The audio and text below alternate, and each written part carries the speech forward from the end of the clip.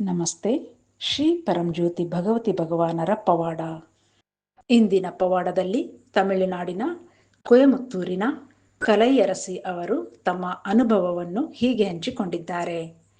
ಕಳೆದ ವರ್ಷ ನನ್ನ ತಾಯಿಗೆ ಗಂಭೀರವಾದ ಮೂತ್ರಪಿಂಡದ ಕಾಯಿಲೆ ಕಾಣಿಸಿಕೊಂಡಿತು. ಇದರಿಂದಾಗಿ ಅವರ ಮುಖ ಹಾಗೂ ಸಂಪೂರ್ಣ ದೇಹವು ತೀವ್ರವಾಗಿ ಊದಿಕೊಂಡಿತು. ಅವರಿಗೆ ಪದೇ ಪದೇ ವಾಂತಿ ಮತ್ತು ಅತಿಸಾರವಾಗುತ್ತಿತ್ತು. ಈ ಲಕ್ಷಣಗಳ ಜೊತೆಗೆ ಎದೆನೋವು ಪ್ರಾರಂಭವಾಯಿತು. ಅವರ ಸ್ಥಿತಿ ಹದಗೆಡುತ್ತಿರುವುದನ್ನು ನೋಡಿ ನಾವು ಅವರನ್ನು ತಕ್ಷಣ ಆಸ್ಪತ್ರೆಗೆ ಕರೆದೊಯ್ದೆವು. ವೈದ್ಯರು ಪರೀಕ್ಷಿಸಿದ ನಂತರ ಅವರಿಗೆ ಹೃದಯಾಘಾತವಾಗಿದೆ ಎಂದು ತಿಳಿಸಿ ತಕ್ಷಣವೇ ಚಿಕಿತ್ಸೆಗೆ ICUಗೆ ದಾಖಲಿಸಿದರು. ಅವರ ಹೃದಯ ಮತ್ತು ಮೂತ್ರಪಿಂಡ ಎರಡೂ ಘಾಸಿಗೊಂಡಿರುವುದರಿಂದ ಬದುಕುವ ಸಾಧ್ಯತೆ ಬಹಳ ಕಡಿಮೆ ಎಂದು ವೈದ್ಯರು ನಮಗೆ ತಿಳಿಸಿದರು.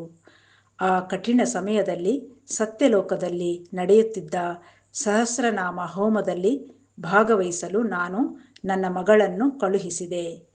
ನನ್ನ ಮಗಳು ತನ್ನ ಅಜ್ಜಿಯ ಆರೋಗ್ಯ ಚೇತರಿಕೆಗೆ ಪ್ರಾರ್ಥಿಸಿ ದೈವಿಕ ಆಶೀರ್ವಾದವನ್ನು ಕೋರಿ ಗೋಲ್ಡನ್ ರಾಕ್ನ ಸುತ್ತ 108 ಪ್ರದಕ್ಷಿಣೆಗಳನ್ನು ಮಾಡಿದಳು.